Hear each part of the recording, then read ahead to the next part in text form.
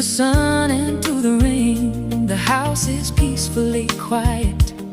No footsteps on the floor. They treat me like a ghost on the edge of the digital screen once more.